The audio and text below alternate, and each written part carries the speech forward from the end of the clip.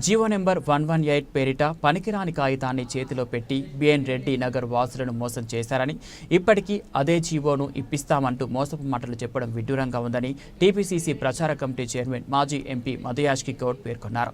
ఈ రోజు ఉదయం బిఎన్ రెడ్డి నగర్ డివిజన్లోని బిఎన్ రెడ్డి నగర్ ఫేజ్ 3లోని HMDA park, BN Reddy Nagar auditorium వద్ద పార్కును సందర్శించారు.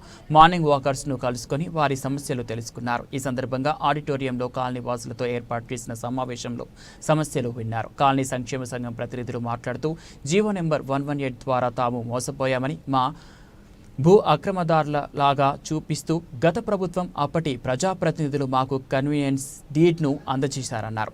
భవనాల రెగ్యులరైజేషన్ చెప్పి ఖాళీ స్థలాలను రెగ్యులరైజ్ చేశారని, మా భవనాలకు విలువ లేకుండా పోయిందని, లోను రావడం లేదని ఆవేదన వ్యక్తం చేశారు. తమ వారసులకు ఆ ఆస్తిని బదలాయింపునకు కూడా వీలు లేకుండా ఉందన్నారు.